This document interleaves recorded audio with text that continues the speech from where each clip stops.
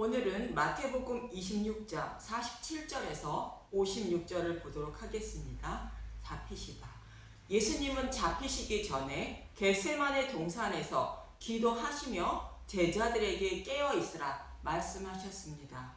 그러나 제자들은 깨어있지 못하는데, 제자들이 깨어있지 못하는 이유는 마음에는 원이로되 육신이 약하고 눈이 피곤하기 때문이라 말씀하셨습니다. 사람은 누구나 육신이 연약하여 깨어 신랑을 기다리지 못하고, 또 맹인의 눈을 가지고 있어 복음의 말씀을 먹고 깨어 신랑을 기다리지 못한다는 것입니다. 그래서 사탄의 노예에서 해방되어 구원받을 수 없다는 것입니다. 그러나 예수님이 죽으시고 부활하심으로 복음을 밝히 드러내시고 성령님을 보내주시어 복음을 깨닫고 믿게 하심으로 육신이 연약하고 눈이 피곤하여 깨어 기다리지 못하는 자들을 깨어 있는 자로 만들어 주신다는 것입니다. 그래서 예수님은 십자가 대속의 잔을 지나가게 해주시길 원하지만 아버지의 뜻대로 되길 원한다고 기도하신 것입니다. 그리고 세 번째 기도를 하시고, 이제는 자고 쉬라, 보라 인자가 죄인의 손에 팔리느니라 말씀하십니다. 자고 쉬라는 의미는 육신이 연약하여 깨어있지 못하는 것을 예수님이 깨어있게 해주실 시간이 되었다는 것으로, 십자가에서 죽으시고 부활하실 때가 되었다는 것이며, 함께 가자는 말씀은 십자가에서 흘리신 피로 정결케 해주시고 깨어있는 자로 만들어 주시기 위하여 십자가로 함께 가자고 말씀하시는 것입니다. 이 말씀을 하시고 예수님은 잡히시게 됩니다.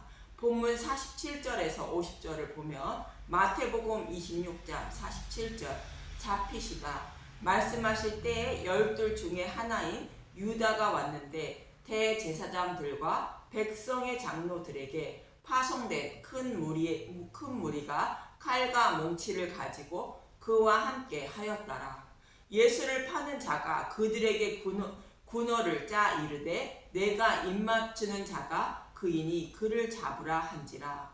곧 예수께 나와 납비여 안녕하시옵니까 하고 입을 맞추니, 예수께서 이르시되, 친구여, 내가 무엇을 하려고 왔는지 행하라 하신대, 이에 그들이 나와 예수께 손을 대어 잡는지라. 예수님은 제자인 가룟 유다에게 은 30에 팔리어 잡히시게 됩니다.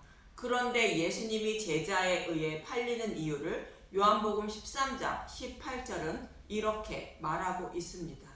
내가 너희 모두를 가리켜 말하는 것이 아니니라. 나는 내가 택한 자들이 누구인지 알미라. 그러나 내 떡을 먹는 자가 내게 발꿈치를 들었다 한 성경을 응하게 하려는 것이니라. 발꿈치를 들었다는 말씀은 창세기 3장 15절의 말씀과 시편 41장 9절의 말씀을 말합니다. 창세기 3장 15절, 내가 너로 여자와 원수가 되게 하고 내 후손도 여자의 후손과 원수가 되게 하리니, 여자의 후손은 내 머리를 상하게 할 것이요, 너는 그의 발꿈치를 상하게 할 것이니라 하시고, 타락한 아담과 하와를 곧 하나님 백성을 구원하시기 위하여 여자의 후손으로 메시아를 보내시는데, 사탄은 여자의 후손의 발꿈치를 상하게 한다는 것으로, 사탄은 예수님을 죽이려고 십자가에 달게 된다는 뜻인데, 예수님이 죽으시고 부활하심으로 사탄의 머리를 상하게 한다는 것입니다. 이 말씀을 이루시기 위하여 예수님이 제자인 가룟 유다에게 팔리게 되는데, 시편 41편 9절에서 13절을 보면, 시편 41편 9절, 내가 신뢰하여 내 떡을 나눠 먹던 나의 가까운 친구도 나를 대적하여 그의 발꿈치를 들었나이다. 시편 41편의 말씀은 다윗이 자신의 아들 압살롬이 반역했을 때 노래한 시편으로 다윗이 피난 가는 모습을 말하는데, 제자인 가룟 유다가 예수님을 팔아 십자가에 달 것을 모형으로 말씀하고 있는 것입니다.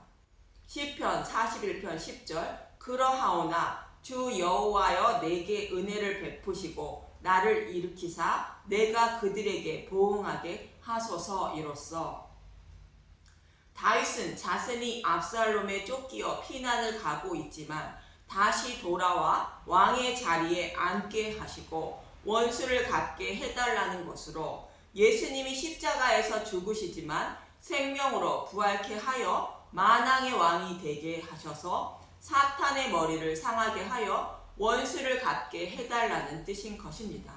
이렇게 예수님이 죽으시고 부활하심으로 사탄의 머리를 상하게 하시고 자신의 백성의 눈물을 씻기시며 수치를 영원히 제거하시게 되는 것입니다. 이사야 25장 8절 사망을 영원히 멸하실 것이라 주 여호와께서 모든 얼굴에서 눈물을 씻기시며 자기 백성의 수치를 온 천하에 제하시리라. 여호와께서 이같이 말씀하셨느니라. 예수님이 죽으시고 부활하심으로 이러한 일들을 이루어 주시는 것입니다. 이어지는 시편 41편 11절에서 13절을 보면 시편 41편 11절 내 원수가 나를 이기지 못하오니 주께서 나를 기뻐하는 줄을 내가 알았나이다. 주께서 나를 온전한 중에 붙드시고 영원히 주 앞에 세우시나이다. 이스라엘의 하나님 여호와를 영원부터 영원까지 송축할지로다. 아멘 아멘.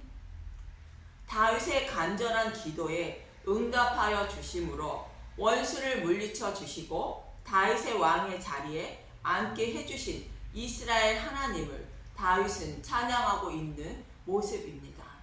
다윗과 같이 예수님이 가룟 유다에 팔려 십자가에서 죽으시고 하나님이 부활케 하시고 만왕의 왕이 되게 하심으로 사탄의 노예로 살아가는 자신의 백성을 구원하게 되어 여호와 하나님을 찬양하게 되는 것입니다. 이처럼 예수님이 가장 가까운 친구인 가룟 유다에 의해 팔려 십자가에서 죽으시는 것은 사탄의 노예로 살아가며 눈물을 흘리고 있는 저와 여러분의 눈물을 닦아주시고 수치를 온 천하에 제거해 주시기 위한 것입니다. 이 일을 이루어 주시려고 예수님은 다윗의 시편의 말씀처럼 가룟 유다에게 팔려 십자가에 달리시게 된다는 말씀이신 것입니다. 이어지는 본문 51절에서 54절을 보면 26장 마태복음 26장 51절 예수와 함께 있던 자 중에 하나가 손을 펴 칼을 빼어 대제사장의 종을 쳐 그 귀를 떨어뜨리니 이에 예수께서 이르시되 내 칼을 도로 칼집에 꽂으라. 칼을 가지는 자는 다 칼로 망하느니라. 너는 내가 내 아버지께 구하여 지금 12군단 더 되는 천사를 보내시게 할 수 없는 줄로 아느냐.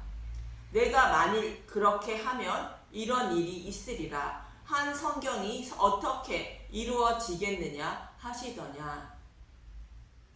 말고의 귀를 떨어뜨린 자는 베드로인데 이 의미를 알기 위하여 누가복음 22장 35절에서 36절의 말씀을 먼저 보도록 하겠습니다.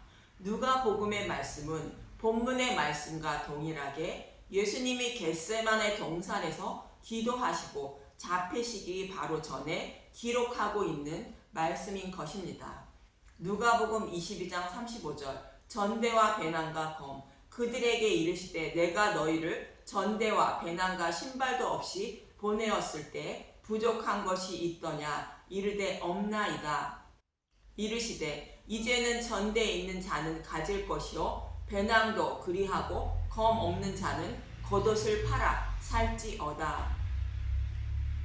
1차 전도 여행에서는 가지지 않았던 검을 겉옷을 팔아 사라고 말합니다. 예수님이 제자들과 3년 동안 함께 있었지만 이제는 제자들이 복음을 전하기 위하여 떠나야 한다는 것으로 땅끝까지 복음을 전하려면 검도 준비해야 한다는 것입니다. 예수님이 죽으시고 부활하시기 전에는 복음이 밝히 드러나지 않았지만 이제는 복음이 밝히 드러나게 되므로 전대와 검과 배낭도 가지라는 것입니다. 밝히 드러난 복음을 가지고 복음을 전해야 한다는 뜻인 것입니다. 검을 준비해야 한다는 말씀은 에베소서 6장 11절에서 17절에 이렇게 말하고 있습니다. 에베소서 6장 11절 마귀의 관계를 능히 대적하기 위하여 하나님의 전신갑주를 입으라. 우리의 씨름은 혈과 육의 상대를 하는 것이 아니요 통치자들의 권세들과 이 어둠의 세상 주관자들과 하늘에 있는 악의 영들을 상대함이라. 그러므로 하나님의 전신갑주를 취하라. 이는 악한 날에 너희가 능히 대적하고 모든 일을 행한 후에 서기 위함이라. 하나님 백성의 싸움은 혈과 육인 사람을 상대로 싸우는 것이 아니라 악한 영들과 싸움이라는 것으로 다른 복음과의 싸움이라는 것입니다. 그래서 진리의 말씀이 무엇인지 알아 영적인 무장을 해야 한다는 것으로 전신갑주를 입어야 한다고 말하는 것입니다. 진리의 말씀이 무엇인지 알지 못하면 마귀에게 속아 지옥불에 던져지므로 진리의 말씀이 무엇인지 알아야 한다는 것입니다. 에베소서 6장 14절 그런즉 서서 진리로 너희 허리띠를 띠고 의의 호심경을 붙이고 평안의 복음이 준비한 것으로 신을 신고 진리의 말씀으로 허리를 동이고 가슴을 보호하는 호심경을 붙이라는 것으로 하나님이 자신의 아들을 십자가에 내어주셔서 자신을 구원하신 것을 잊지 말라는 것이며 이 복음으로 신으라는 것으로 복음을 전하며 살아야 한다는 것입니다. 에베소서 6장 16절 모든 것 위에 믿음의 방패를 가지고 이로써 능히 악한 자의 모든 불화살을 소멸하고 구원의 투구와 성령의 검 곧 하나님의 말씀을 가지라. 진리의 말씀을 믿는 믿음을 가져야 악한 자들이 전하는 다른 복음을 물리칠 수 있다는 것이며 말씀을 믿음으로 구원을 받음을 잊지 말라는 것으로 성령님이 깨닫게 해주신 복음의 말씀을 가져야 한다는 것입니다. 성령님이 깨닫게 해주신 진리의 말씀만이 나의 마음을 수술해 주어 전신갑주를 입고 의의 호심경을 붙이고 평안의 복음을 신에 신고 믿음의 방패를 가질 수 있는 것입니다. 히브리서 4장 12절을 보면 하나님의 말씀은 살아있고 활력이 있어 좌우의 날선 어떤 검보다도 예리하여 혼과 영과 및 관절과 골수를 찔러 쪼개기까지 하며 또 마음의 생각과 뜻을 판단하나니 병든 사람을 의사가 수술하여 생명을 살려주는 것처럼 하나님의 말씀이 병든 자신의 마음을 수술하여 주어 강건한 믿음의 분사로 만들어준다는 것입니다. 그래서 하나님의 말씀인 진리의 말씀을 가져야 한다는 뜻으로 예수님도 제자들에게 이제는 검을 사라 말씀하신 것입니다. 이처럼 누가복음 22장에서는 예수님이 제자들에게 검 없는 자는 겉옷을 팔아 사라고 말씀하신 것은 밝히 드러난 복음을 성령님이 깨닫게 하시는 말씀의 검인 성령의 검을 준비해야 한다는 말씀이 전대와 배낭과 검을 준비하라는 말씀인 것입니다. 그런데 베드로는 이 말을 곡해하여 사람을 죽이는데 필요한 검을 준비하여 예수님이 잡히실 때에 예수님을 보호하기 위하여 말고의 귀를 자른 것입니다. 귀를 잘랐다는 것은 전도자들이 전하는 복음의 말씀을 듣지 못하게 한다는 의미를 담고 있는 것입니다. 믿음은 들음에서 난다고 사도 바울은 말하는데 귀를 자른다는 것은 복음의 말씀을 전해도 믿음에 이르지 못하게 한다는 것입니다. 로마서 10장 17절 그러므로 믿음은 들음에서 나며 들음은 그리스도의 말씀으로 말미암았느니라. 베드로처럼 검이 아닌 칼로 복음을 전하려는 자는 전도하는 것을 망치는 것이라는 의미인 것입니다. 그래서 예수님은 베드로에게 내 칼을 도로 칼집에 꽂으라. 칼을 가지는 자는 다 칼로 망한다고 말씀하신 것입니다. 저와 여러분도 동일한 것으로 진리의 말씀을 알고 깨닫지 못한다면 아무리 오랫동안 예수님의 이름을 부르며 신앙생활을 한다 할지라도 악한 영과 싸움에서 지는 것이며 결국 다른 복음과 싸워 승리하지 못하므로 사탄과 함께 지옥불에 들어가는 것입니다. 또한 복음을 전한다며 육을 상대하는 것처럼 서로 싸우고 있다면 베드로가 말고의 길을 자르는 것과 같은 행위로 복음을 전해도 듣지 못하게 하는 것입니다. 저와 여러분은 오직 성령님이 깨닫게 하시는 진리의 말씀을 깨달아 알기에 힘써야 생명을 살리게 되는 것이며 또 깨달은 복음의 말씀을 이웃들에게 전하여 이웃들의 생명도 살리는 것이 구원받은 하나님의 백성의 임무이며 예수님의 뜻을 이루어 드리는 것입니다.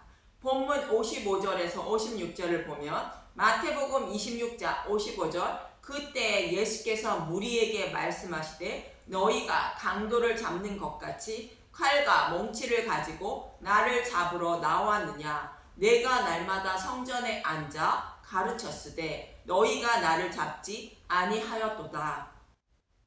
마태복음 26장 56절 그러나 이렇게 된 것은 다 선지자들의 글을 이루려 함이니라 하시더라. 이에 제자들이 다 예수를 버리고 도망하니라. 이들이 예수님을 잡지 못한 것은 하나님의 때가 이르지 않았기 때문인 것으로 예수님이 십자가에 달리시는 것도 하나님이 내어주셔야 가능하시다는 뜻입니다. 요한복음 7장 30절과 8장 20절을 보면 요한복음 7장 30절 그들이 예수를 잡고자 하나 손을 대는 자가 없으니 이는 그의 때가 아직 이르지 아니하였음이니라. 요한복음 8장 20절 이 말씀은 성전에서 가르치실 때에 헌금함 앞에서 하셨으나 잡는 사람이 없으니 이는 그의 때가 아직 이르지 아니하였음이니라. 예수님을 십자가에 내어주실 때가 이르지 않았기 때문에 모든 것은 하나님이 주관하신다는 의미인 것입니다. 그리고 예수님이 잡히시자 예수님의 말씀대로 제자들이 흩어진 것으로 제자들이 다 예수를 버리고 도망했다는 것입니다. 그리고 예수님이 잡히시는 것은 선지자의 글을 이루기 위함이라는 것으로 예수님이 오셔서 하실 일을 구약 성경에서 모두 모형과 그림자로 설명하고 있었다는 것이며 기록된 말씀대로 예수님이 십자가에 달리셔서 죽으시고 부활하심으로 예수님이 오시리라 약속하신 메시아임을 알 수 있는 것입니다. 또 약속의 말씀대로 이루어진 것이 사실임을 알 때에 구원과 심판이 있음도 알게 되고 예수님이 메시아임을 알고 믿게 되는 것입니다. 그래서 복음 전도자는 그 사실을 자세히 풀어 전해 주어야 하는 임무가 있는 것이며 더하거나 빼도 안 되는 것입니다. 누가복음 24장 44절 또 이르시되 내가 너희와 함께 있을 때에 너희에게 말한 바 곧 모세의 율법과 선지자의 글과 시편에 나를 가리켜 기록된 모든 것이 이루어져야 하리라 한 말이 이것이라 하시고 이에 그들의 마음을 열어 성경을 깨닫게 하시고 예수님이 엠마오로 가는 제자들에게 자신에 관한 성경의 말씀을 자세히 풀어 전해 주었다고 말씀하고 있고 사도 바울도 성경의 말씀을 곧 구약을 가지고 예수님에 대한 것을 자세히 풀어 전한 것입니다. 사도행전 17장 2절에서 3절을 보면 사도행전 17장 2절 바울이 자기의 관례대로 그들에게 들어가서 새 안식일에 성경을 가지고 강론하며 뜻을 풀어 그리스도가 해를 받고 죽은 자 가운데서 다시 살아나야 할 것을 증언하고 이르되 내가 너희에게 전하는 이 예수가 곧 그리스도라 하니 이처럼 예수님은 구약에서 모형과 그림자로 예수님에 대하여 기록된 말씀대로 사역을 하시고 잡히시게 되는 것이며 죽으시고 부활하심으로 복음이 밝히 드러나게 되고, 밝히 드러난 복음의 말씀을 저와 여러분이 먹음으로 믿음에 이르게 되고 구원을 받게 되는 것입니다. 그래서 예수님은 성경에 기록된 말씀대로 사시다가 기록된 말씀대로 죽으시고 부활하신 것입니다. 이렇게 성경의 말씀대로 사시다가 죽으시고 부활하신 것을 자세히 풀어주는 것이 말씀 전도자의 임무인 것이며, 이 말씀을 먹고 마심으로 예수님을 믿게 되어 구원에 이르게 되는 것입니다. 이 일을 이루어 주시기 위하여 예수님은 십자가를 향하여 한 걸음 한 걸음 나아가고 계시는 것입니다. 늘 깨어있지 못하고 맹인된 저와 여러분을 구원하시기 위하여 십자가로 한 걸음 한 걸음 향하시는 예수님의 은혜와 사랑을 더욱 알고 깨닫는 저와 여러분이 되시길 간절히 기도합니다. 감사합니다.